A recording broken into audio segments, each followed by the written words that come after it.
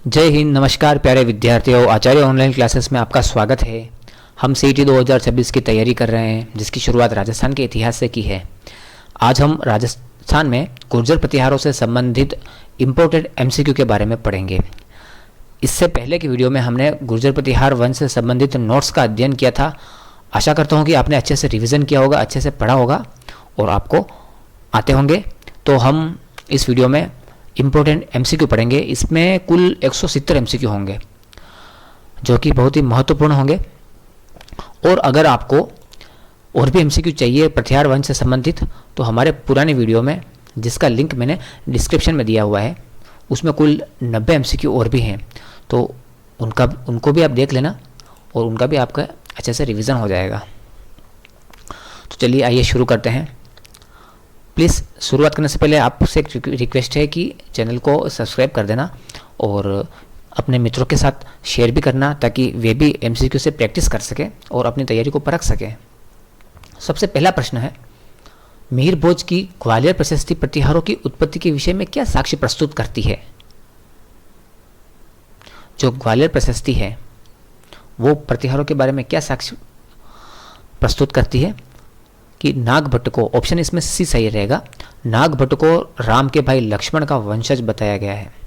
वैसे तो प्रतिहारों को ही लक्ष्मण का वंशज बताया गया है, लेकिन नागभट्ट जो थे उनको एक प्रतिहारों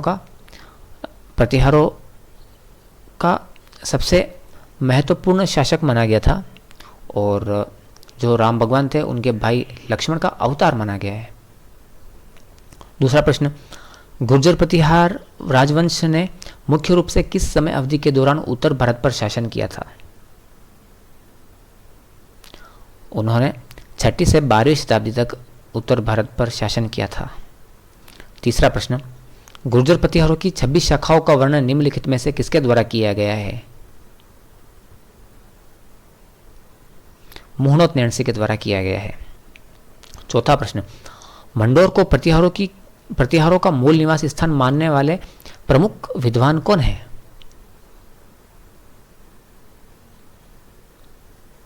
मंडोर को प्रतिहारों का मूल निवास स्थान मानने वाले प्रमुख विद्वान हैं H.C. रे।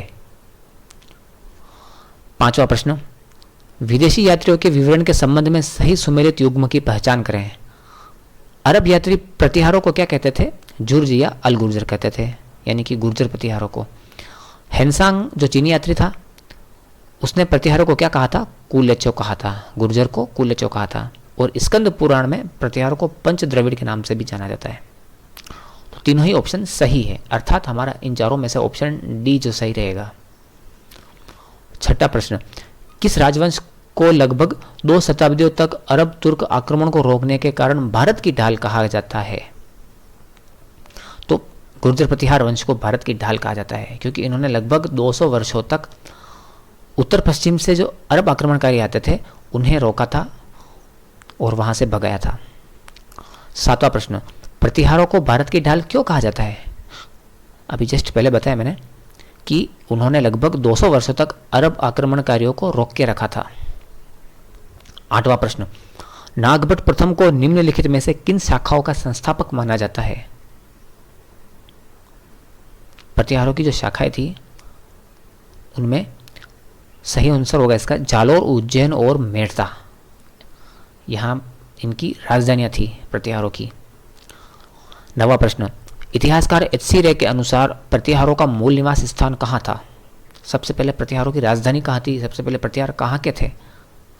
तो कहा जाता है कि ये मंडोर के थे, जोधपुर में आए मंडोर, वहाँ के प्रतिहार थे। 10वां प्रश्न, निम्नलिखित में से किस अभिलेख समूह में प्रतिहारों को स्पष्ट रूप से गुर्जर कहकर संबोधित किया गया है?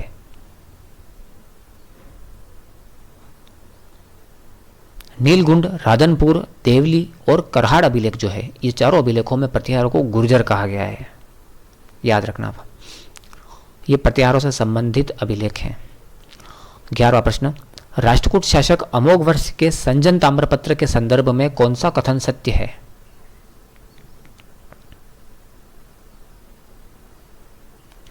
इसमें उज्जैन के प्रतिहारों का उल्लेख मिलता है, यह बिल्कुल सही है।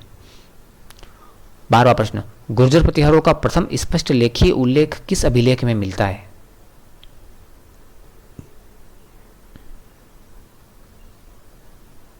एहोल अभिलेख में मिलता है। पुलकेशन द्वितीय का एहोल अभिलेख। 13वां प्रश्न, प्रतिहार शब्द का शाब्दिक अर्थ क्या होता है? द्वारपाल या फिर सेवा में उपस्थित रहने वाला, या यूं कहे तो एक शब्द में द्वारपाल भी कह सकते हैं हम। 14वां प्रश्न, राष्ट्रकूट राजा अमोघ वर्ष के किस ताम्रपत्र में प्रतिहारों को उज्जैन के प्रतिहार कहा गया है? अमोघ वर्ष का जो संजन ताम्रपत्र है उसमें प्रतिहारों को उज्जैन के प्रतिहार कहा गया है। अधिकांश विद्वान गुर्जर प्रतिहारों का मूल निवास स्थान किसे मानते हैं? अधिकतर विद्वान जो है वो गुर्जर प्रतिहारों का मूल निवास स्थान अवंती यानी उज्जैन को मानते हैं। मोहनोत नैन्सी ने प्रतिहारों की कितनी शाखाओं का वर्णन किया है? मोहनोत नैन्सी ने प्रतिहारों की 26 शाखाओं का वर्णन किया है। प्रतिहारों की सबसे प्राचीन शाखा मंडोर के संस्थापक कौन थे?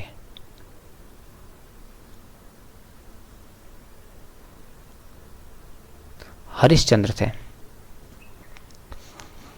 जालोर, भीनमाल और उज्जैन शाखा की स्थापना किसने की थी?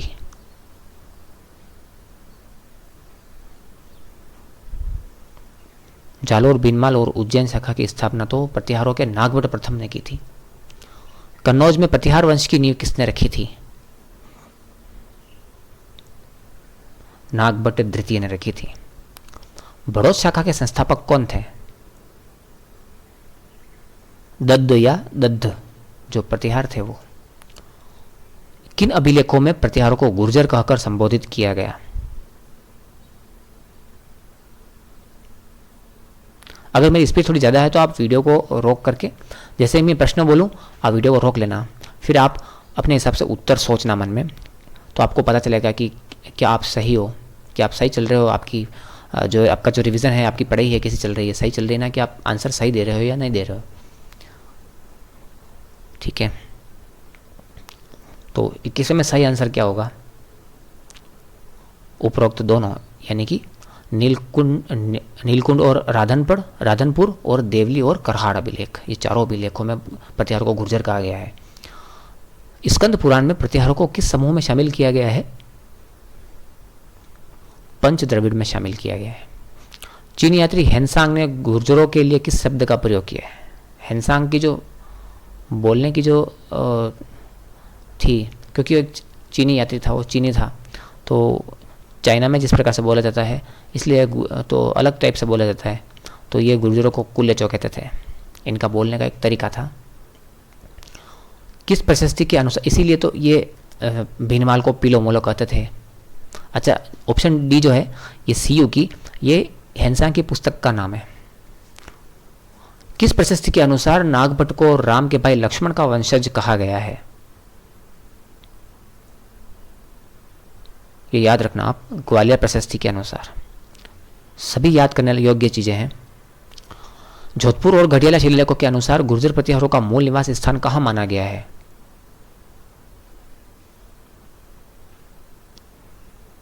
गुर्जरात्रा क्षेत्र माना गया है। इसीलिए प्रतिहारों को गुर्जर प्रतिहार कहा जाता था, क्योंकि ये गुर्जरात्रा क्षेत्र में रहते थे, और ये गुर्जरात्रा क्षेत्र जो है वो राजस्थान, पश्चिम राजस्थान और उत्तरी गुजरात के आसपास का क्षेत्र है।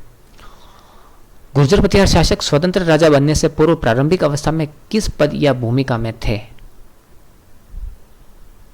तो ये सामंत या द्वारपाल थे।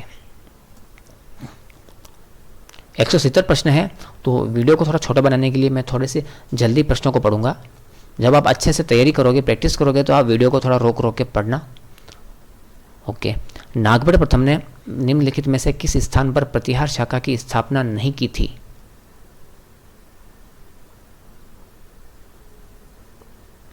उन्होंने राजौड़गढ़ में की थी क्या? नहीं की थी।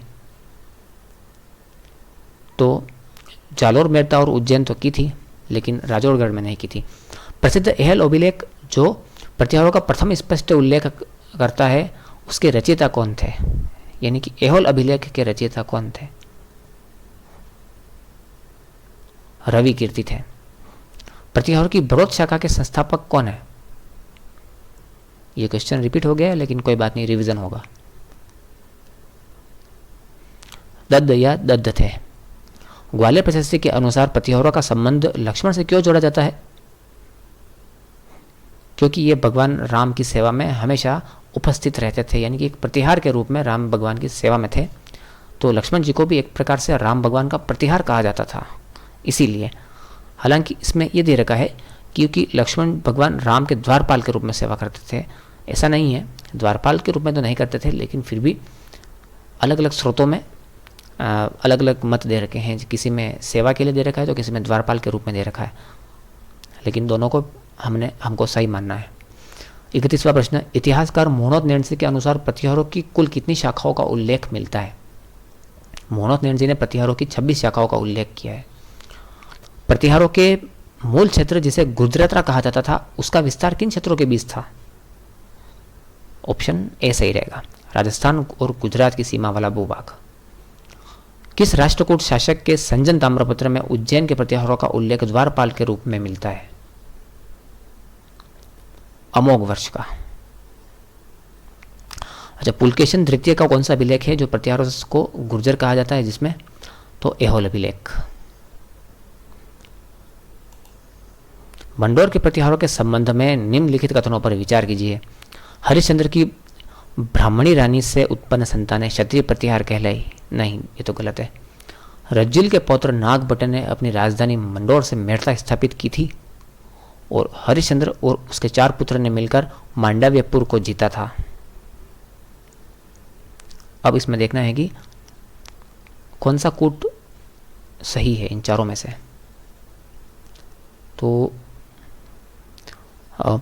दूसरा और तीसरा तो सही था, पहला गलत है, तो इसमें ऑप्शन बी होगा हमारा, सही रहेगा, इसमें ऑप्शन बी सही रहेगा। 35वां प्रश्न, निम्नलिखित शिलालेखों को उनके कालक्रम के अनुसार व्यवस्थित कीजिए। जो चारों शिलालेखों के नाम दे रखे हैं, तो बताना है हमें कि सबसे पहले कौन सा था, उसके बाद कौन सा था, उसके बाद कौन सा था, और सबसे अंत में कौन सा था।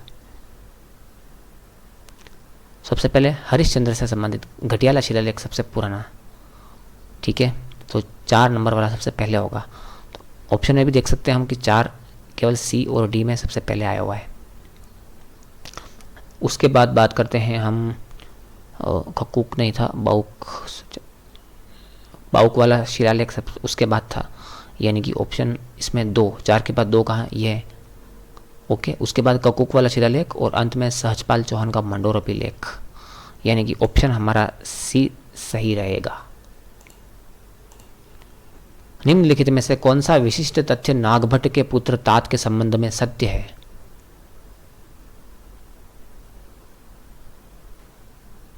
वे मंडोर में एक ही सन्यासी के रूप में रहे। वे मंडोर में ही एक सन्यासी के रूप में रहे, सॉरी थोड़ा सा गलत पढ़ लिया था मैंने। वे मंडोर में ही एक सन्यासी के रूप में रहे थे, यह बिल्कुल सही है। रोहिलिति किस प्रतिहार शासक का दूसरा नाम या उपाधि थी? रोहिलिति किसे मिली थी उपाधि? हरिश्चंद्र को मिली थी, जो प्रतिहारों के आदि पुरुष या मूल पुरुष थे। मंडोर के प्रतिहार वंश का संस्थापक किसे माना गया है? बताया था मैंने अभी, रोहिलिति को बताया गया, यानी कि हरिश्चंद्र। घटियाला अभिलेख के अनुसार हरिश्चंद्र की क्षत्रिय रानी का नाम क्या था? भद्रा था, भद्रा। मंडोर के प्रतिहारों की वंशावली किस शासक से प्रारंभ होती है? मंडोर के प्रतिहारों की वंशावली रज्जिल से प्रारंभ होती है, इसमें हरिश्चंद्र मत कर देना आप, ऑप्शन बी रज्जिल सही होगा। किस प्रतिहार शासक ने अपनी राजधानी मंडोर से मेड़ता स्थापित की थी? इसमें होगा हमारा नागभट्ट सही, बिल्कुल नागभट्ट। बाउक ने जोधपुर प्रशस्ति की रचना किस वर्ष करवाई थी? और कौन सी झील का निर्माण करवाया था बाउक ने जोधपुर में? ये आप कमेंट करके बता सकते हो। 837 ईस्वी में जोधपुर प्रशस्ति की रचना करवाई थी। घटियाला और मंडोर में जय स्तंभ की स्थापना किस शासक ने करवाई थी? घटियाला और मंडोर में जय स्तंभ की जो स्थापना थी वो कक्कुक ने करवाई थी। नागभट्ट का वह पुत्र कौन था जो मंडोर में एक सन्यासी के रूप में रहा था? नागभट्ट का पुत्र था तात। 1145 ईस्वी के किस शासक के अभिलेख से मंडोर पर चौहानों के प्रभुत्व की जानकारी मिलती है? सहजपाल चौहान। 1385 ईस्वी में प्रतिहारों की किस शाखा ने मंडोर का दुर्ग राव चूड़ा को दहेज में दिया था? जब मारवाड़ के राठौर वंश के बारे में पढ़ते हैं हम, तो इसमें कहा गया है कि इंदा शाखा ने राव चूड़ा को मंडोर का जो दुर्ग था वो दहेज में दिया था। मंडोर के दुर्ग को दहेज में प्राप्त करने वाले राठौर शासक कौन थे?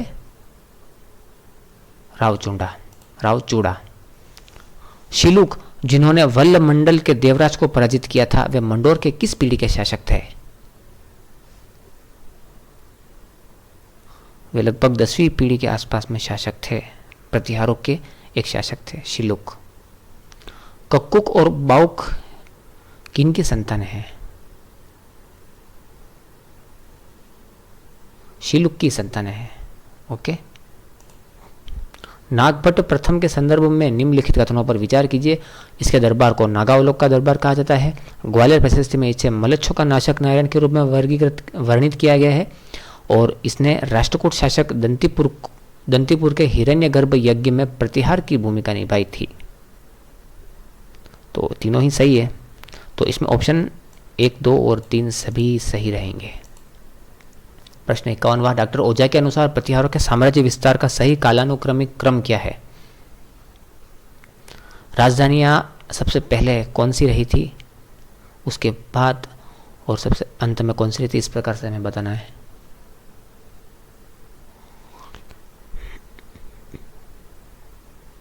सबसे पहले कन्नौज, उज्जैन, भीलमाल और आबू, क्या ये रही थी?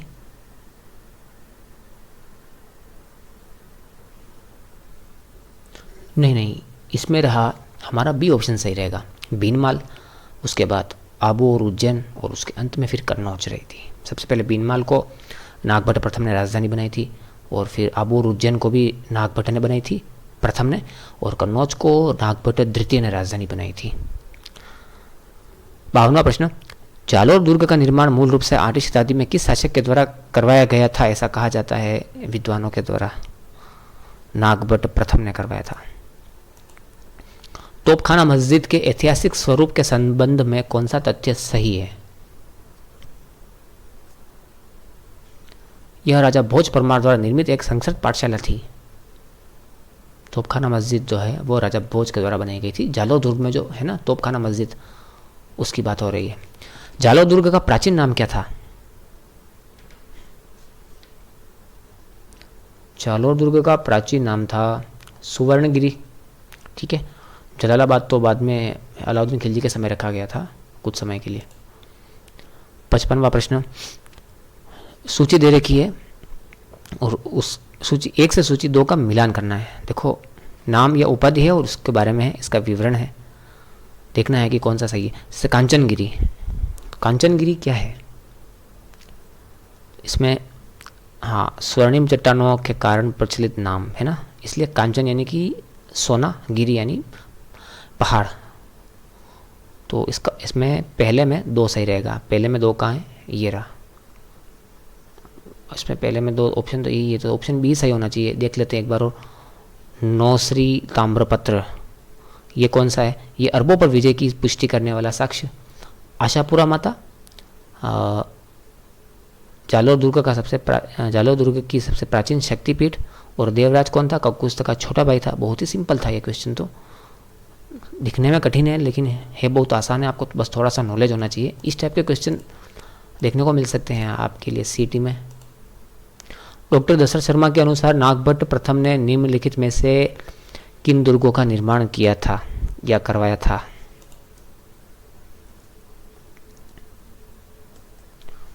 इसमें सुवर्णगिरी, जबालीपुर, जलालाबाद, कंचनगिरी, एक ही तो दुर्ग है। ये चारों अलग अलग नाम दे रखे हैं। अगर किसी को नॉलेज नहीं हो और सीटी का एग्ज़ाम देने आ जाए तो ये भी नहीं कर सकता है, लेकिन दिखने में बहुत कठिन लग रहा है पर बहुत ही सिंपल है। इसमें ऑप्शन डी होगा, क्योंकि ये एक ही दुर्ग के चारों अलग अलग नाम ले रखे हैं बस कंफ्यूजन करने के लिए। अरब लेखक अल बिलादुरी के विवरण के अनुसार नागभट्ट प्रथम ने किस सिंध गवर्नर को पराजित किया था? जुनैद को पराजित किया था। जालौर दुर्ग में स्थित तोपखाना मस्जिद पूर्व में क्या कहलाती थी? क्या थी? एक राजा भोज परमार द्वारा निर्मित संस्कृत पाठशाला। प्रतिहार शासकों के पारिवारिक संबंधों के आधार पर असत्य कथन चुनिए। गलत कथन कौन सा है इसमें देखना है।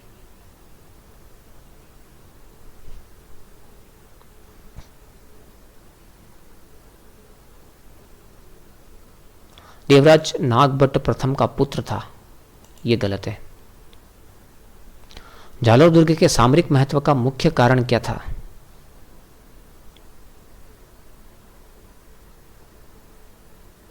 यह मारवाड़ गुजरात मालवा मार्ग को नियंत्रित करता था। ऑप्शन सी सही रहेगा।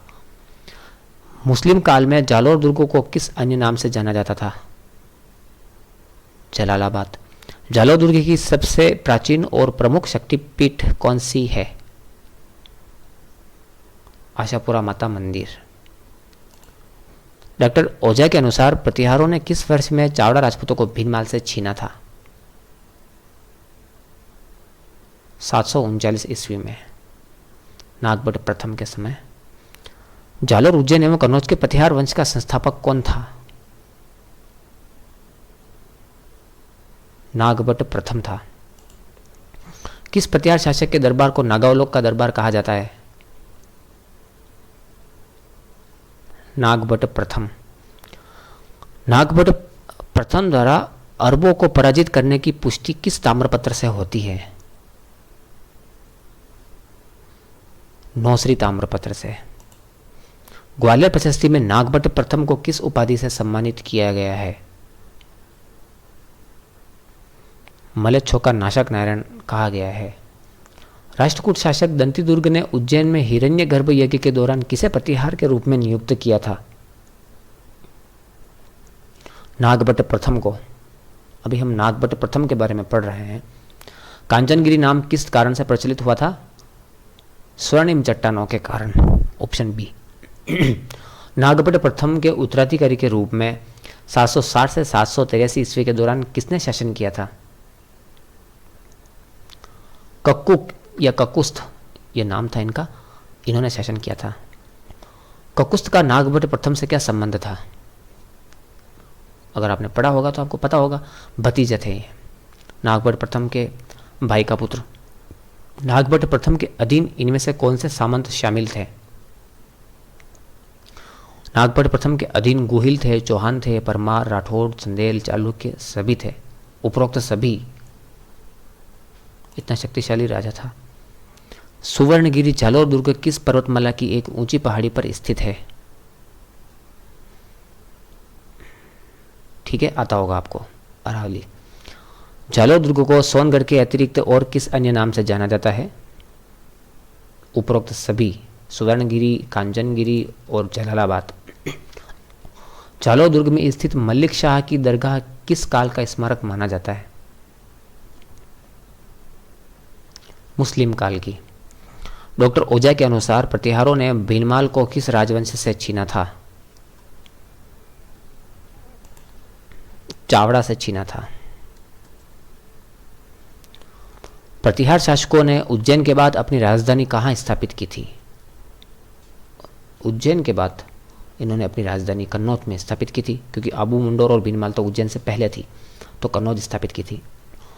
किस अरब लेखक के अनुसार नागभट्ट प्रथम ने सिंध के गवर्नर जुनैद को पराजित किया था? अल बिलादुरी ने कहा था ऐसा। नागभट्ट प्रथम को नारायण की उपाधि किस प्रशस्ति में दी गई है? ग्वालियर प्रशस्ति में दी गई है, जो कि राजा भोज प्रतिहार प्रथम के समय की है। राष्ट्रकूट शासक दंतीदुर्ग द्वारा आयोजित हिरण्यगर्भ यज्ञ कहाँ संपन्न हुआ था?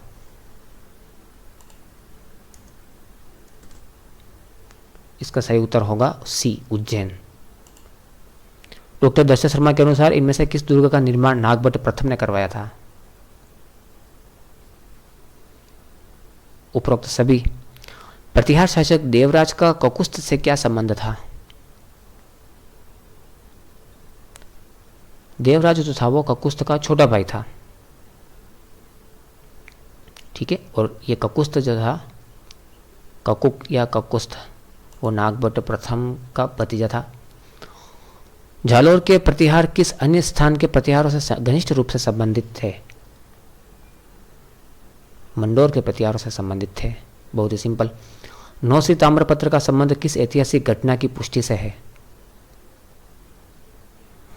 अरबों को सिंध से बाहर खदेड़ना इस घटना की पुष्टि करता है। वत्सराज के शासनकाल के दौरान त्रिपक्षीय संघर्ष के संदर्भ में निम्नलिखित कथनों पर विचार कीजिए। वत्सराज ने पाल शासक धर्मपाल को दोआब के युद्ध में पराजित किया था। राष्ट्रकूट शासक ध्रुव से पराजित होकर जाबालीपुर वापस लौटना पड़ा और इस दीर्घकालिक संघर्ष में अंतिम विजय नागभट्ट तृतीय की हुई थी। उपरोक्त में से कौन से कथन सत्य हैं? बताइए।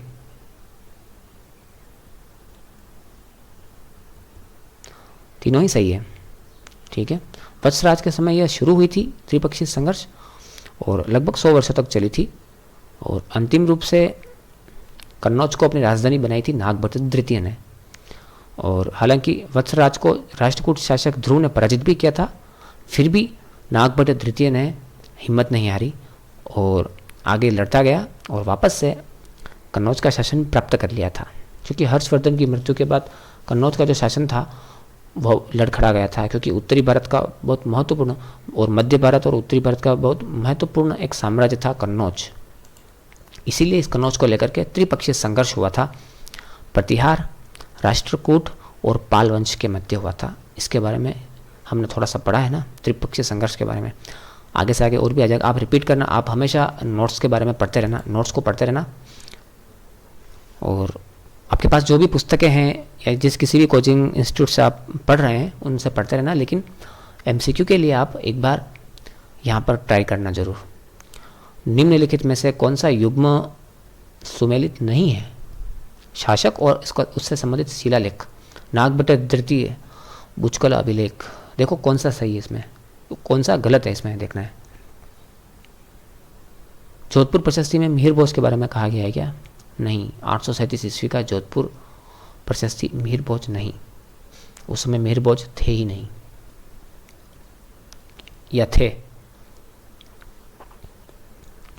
हाँ थे, लेकिन उसमें तो थे, लेकिन उसके बारे में नहीं कहा गया है। तो ऑप्शन डी इसमें गलत होगा।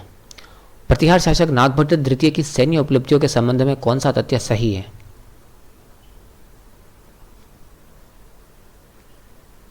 ऑप्शन बी सही रहेगा उसमें। उसके सामंत गुवक प्रथम ने सिंध के गवर्नर बेगवारिस को पराजित किया था।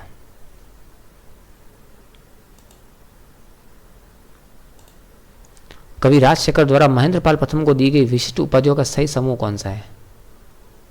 कवि राजशेखर ने इन्हें कौन सी उपाधि दी थी? ये रघुकुल चूड़ामणि, निर्भय राज, निर्भय नरेंद्र। कुवलयमाला ग्रंथ के रचयिता उद्योधन सूरी किस शासक के दरबारी विद्वान थे? वत्सराज के दरबारी विद्वान थे। मिहिर भोज के सामंतों और उनके संबंधित क्षेत्रों के बारे में निम्नलिखित का मिलान कीजिए।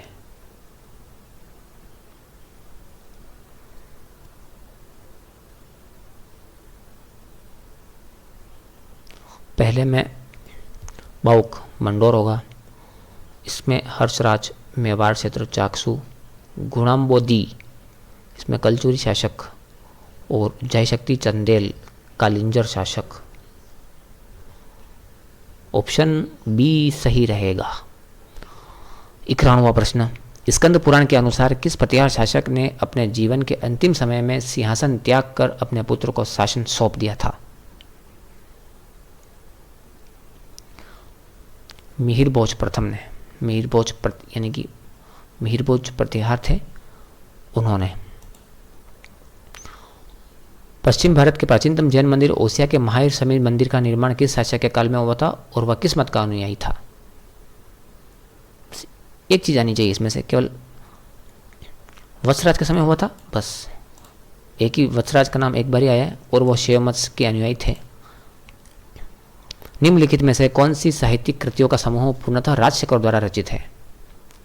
देखो इसमें 3-3 4-4 नाम दे रखे हैं, तो एक भी ऐसा नाम नहीं होना चाहिए कि जो राजशेखर के द्वारा रचित नहीं हो। तो इन चारों में से एक ही ऑप्शन सही होगा। ABCD में से बताइए कौन सा सही है।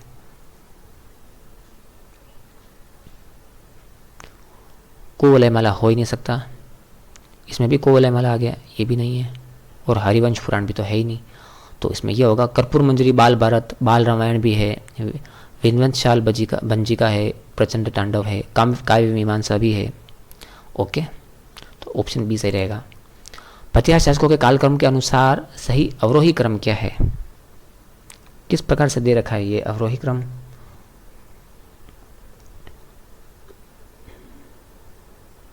अवरोही क्रम का मतलब होता है ये होगा इसमें कि सबसे अंत में किसने शासन किया था, उसके बाद उससे पहले किसने शासन किया था, फिर उससे पहले और सबसे पहले, इस प्रकार से हमें देखना है।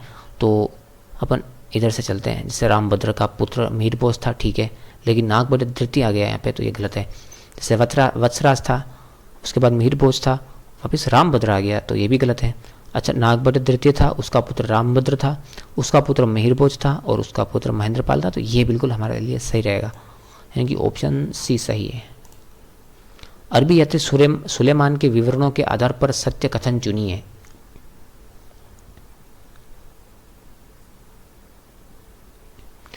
उसने मिहिर भोज को इस्लाम का शत्रु कहा और उसके साम्राज्य की प्रशंसा तो की थी, तो ऑप्शन सी सही रहेगा। वत्सराज किस मत का अनुयायी था? शैव मत का अनुयायी था। किस प्रतिहार शासक ने रणस्तीन की उपाधि धारण की थी?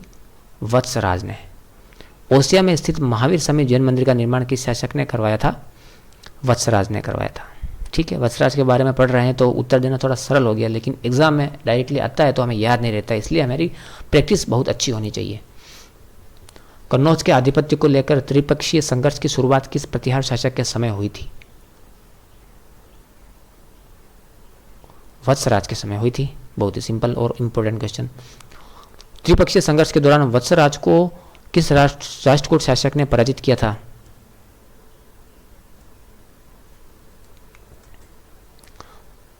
ध्रुव ने पराजित किया था।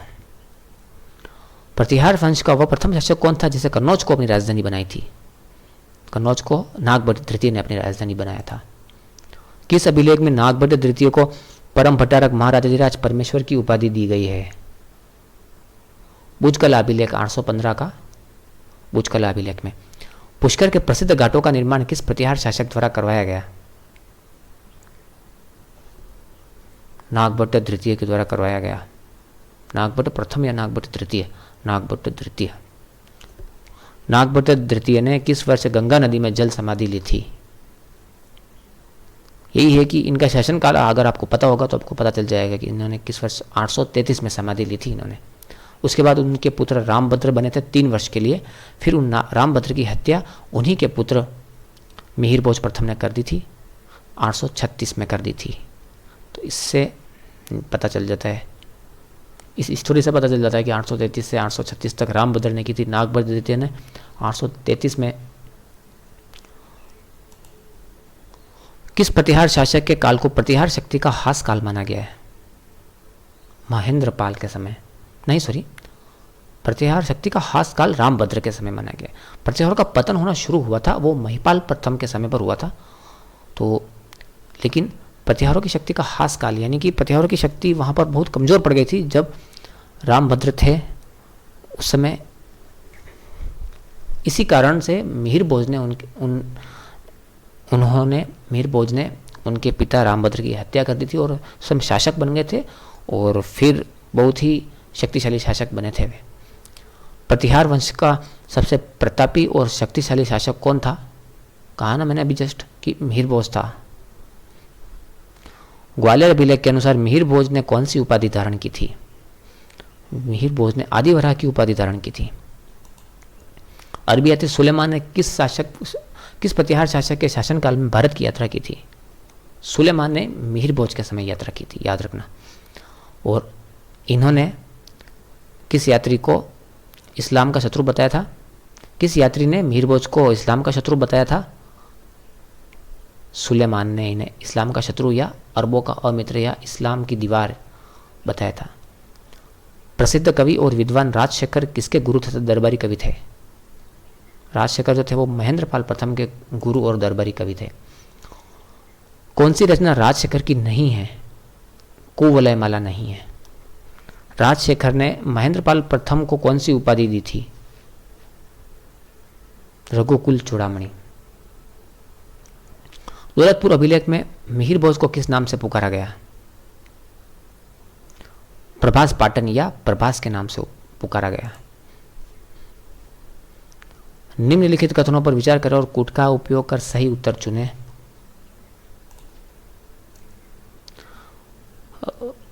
कौन सा इसमें तीनों को पढ़ना है और आप देखना है कि ABCD में से कौन सा कूट सही है।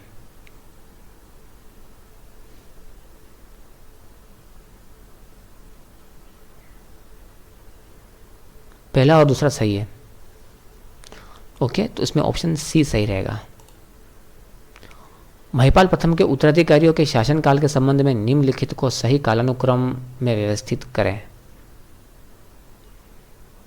महिपाल प्रथम के उत्तराधिकारी थे, सबसे पहले कौन था? महेंद्रपाल द्वितीय था क्या? महिपाल प्रथम के उत्तराधिकारियों के शासनकाल के संबंध में निम्नलिखित को सही कालानुक्रमिक क्रम में व्यवस्थित करें।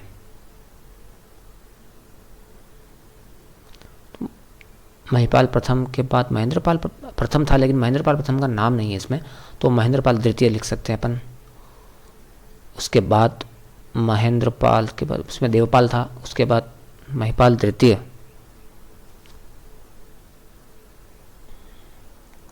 तो इसमें हमारा सही होगा 2, 4, 1, 3। सबसे अंत में महिपाल द्वितीय बने थे। ठीक है, महिपाल प्रथम के बाद महेंद्रपाल द्वितीय, उसके बाद देवपाल, उसके बाद विनायक पाल और सबसे अंत में महिपाल द्वितीय। ऑप्शन B सही रहेगा। अरब यात्री अल मसूरी के विवरण के संदर्भ में बरूर और बलहर शब्द क्रमशः किनके लिए प्रयुक्त हुआ है? बऊर और बलहर इनके लिए प्रयुक्त हुआ है क्रमशः। महिपाल प्रथम और राष्ट्रकूट राजा के लिए प्रयुक्त हुआ है। हरिवंश पुराण के रचयिता कौन थे जो वत्सराज के दरबार में थे? हरिवंश पुराण की रचना किसने की थी? जिनसेन सूरी ने की थी। Option B। प्रतिहार साम्राज्य के पतन के संबंध में कौन सा कथन ऐतिहासिक रूप से गलत है?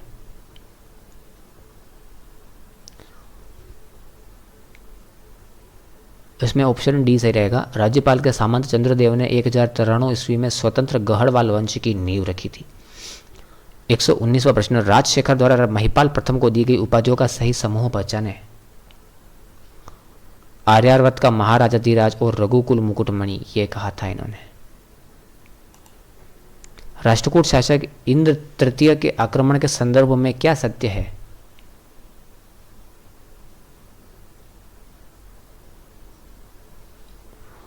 तीनों ही कथन सत्य है। ऑप्शन D सही रहेगा। इसमें उपयुक्त सभी कथन सत्य है। बिलहरी अभिलेख के अनुसार भोज तृतीय को कन्नौज के सिंहासन पर बैठने में किस चेदी सामंत ने सहायता की थी?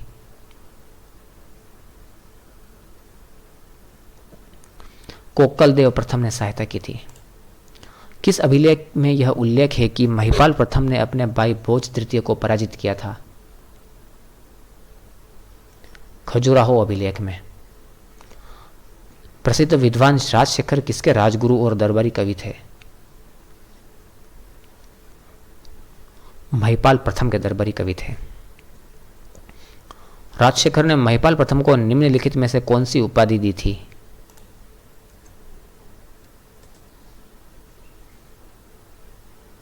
आर्यावर्त का महाराजाधिराज और रघुकुल मुकुटमणि की उपाधि दी थी। उपयुक्त दोनों रहेगा इसमें से। किस राष्ट्रकूट शासक ने उज्जैन पर अधिकार कर लिया और कन्नौज को नष्ट कर दिया? इंद्र तृतीय ने उज्जैन पर अधिकार करके कन्नौज को नष्ट कर दिया था। अरबी यात्री अल मसूरी किस प्रतिहार शासक के शासनकाल में भारत आया था?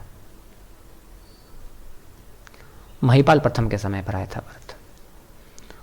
अल मसूरी ने प्रतिहार शासक के लिए किस शब्द का प्रयोग किया है?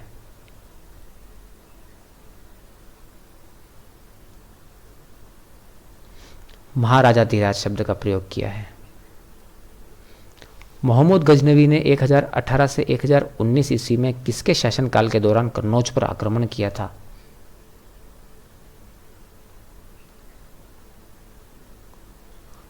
त्रिलोचन पाल के शासनकाल के समय पर किया था। सॉरी राज्यपाल के शासनकाल के समय पर किया था। प्रतिहार वंश का अंतिम शासक कौन था? यशपाल था।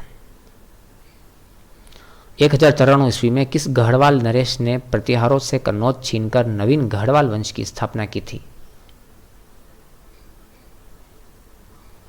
चंद्रदेव ने। 400 अभिलेख के अनुसार किस गुहिल सामंत ने राष्ट्रकूट शासक गोविंद फोर्थ को पराजित किया था?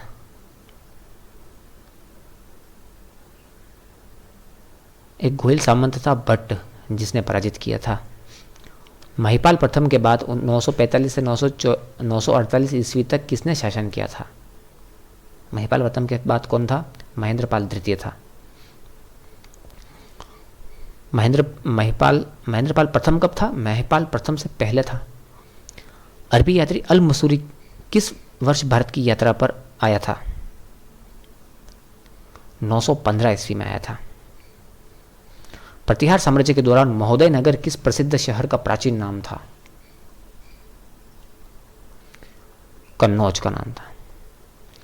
अल मसूरी ने राष्ट्रकूट शासकों के लिए किस शब्द का उपयोग किया है? बलहर शब्द का प्रयोग किया है। प्रतिहार शासक महेंद्रपाल तृतीय का शासनकाल निम्नलिखित में से क्या था? 945 से 948 ईस्वी तक था। Option B. विनायक पाल ने प्रतिहार साम्राज्य पर किस अवधि के दौरान शासन किया था? इसका आंसर होगा 953 से 954 ईस्वी। Option C. किस प्रतिहार शासक के समय में साम्राज्य के भीतर उत्तराधिकार का युद्ध प्रारंभ हुआ था? यह भी आ सकता है, इंपॉर्टेंट है। भोज द्वितीय के समय पर हुआ था। 400 अभिलेख के अनुसार गुहिल सामंत भट्ट ने किस राष्ट्रकूट शासक को पराजित किया था? गोविंद फोर्थ को। राज्यपाल के शासनकाल में महमूद गजनवी ने कन्नौज पर कुल कितनी बार आक्रमण किया था? 2 बार आक्रमण किया था। यशपाल का शासनकाल कब समाप्त हुआ, जिसके बाद कन्नौज में गढ़वाल वंश की स्थापना हुई थी? 1093 ईस्वी में यशपाल का शासनकाल समाप्त हुआ था। अरबी यात्री सुलेमान ने किस राजवंश के बारे में उनकी सैन्य शक्ति और समृद्धि का उल्लेख किया है? बहुत ही सिंपल, गुर्जर प्रतिहार के संबंध में। अरबी यात्री सुलेमान ने किस प्रतिहार शासक को अरबों का अमित्र तथा इस्लाम का शत्रु या इस्लाम की दीवार बताया था? मिहिर भोज प्रथम को। प्रतिहार शासक नागभट्ट द्वितीय के बाद कौन प्रतिहारों का शासक बना था? नागभट्ट द्वितीय के बाद रामभद्र बना था। प्रतिहार शासक मिहिर भोज प्रथम के पिता कौन थे? रामभद्र थे। किस प्रतिहार शासक को पिल्लापणी की उपाधि दी गई थी? रज्जिल को। नरभट्ट के बाद कौन अगला प्रतिहार शासक बना था? नरभट्ट के बाद बना था नागभट्ट प्रथम। किस अभिलेख के अनुसार नागभट्ट प्रथम ने मलच्छ अरबी सेना को हराकर और अपने साम्राज्य का विस्तार किया था? यह ग्वालियर अभिलेख में लिखा हुआ है। प्रतिहार साम्राज्य का वास्तविक संस्थापक किसे कहा जाता है? नागभट्ट प्रथम को कहा जाता है। किस प्रतिहार शासक ने उज्जैन को अपनी राजधानी बनाया था? नागभट्ट प्रथम ने उज्जैन को अपनी राजधानी बनाया था। किस प्रतिहार शासक को नारायण का अवतार या राम का प्रतिहार या क्षत्रिय ब्राह्मण या इंद्र के दंभ का नाशक कहा गया है?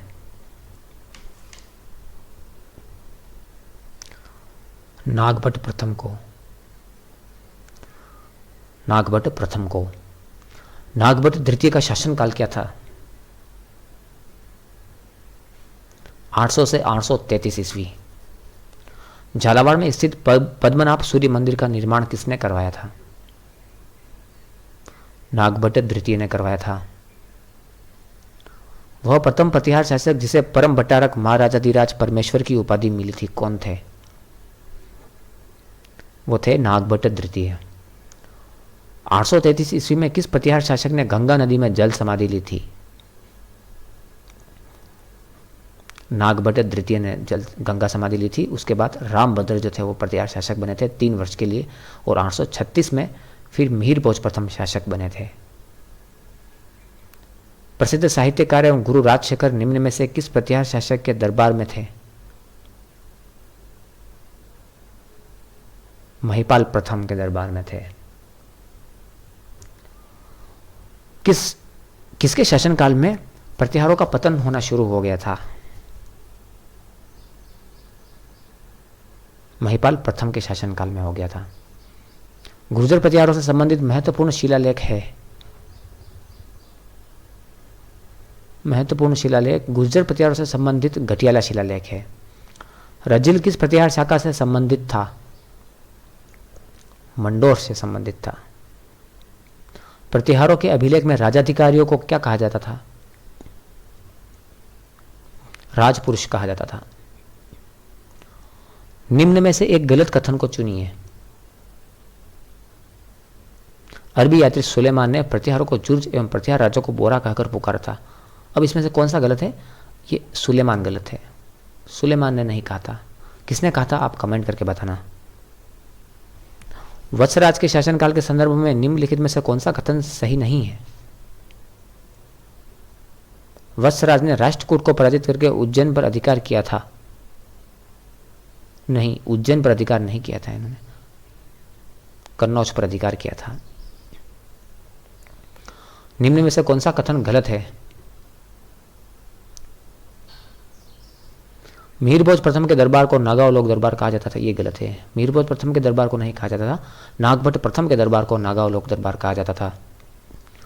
गुर्जरों को किस शासक ने पराजित किया था? प्रभाकर वर्धन ने पराजित किया था।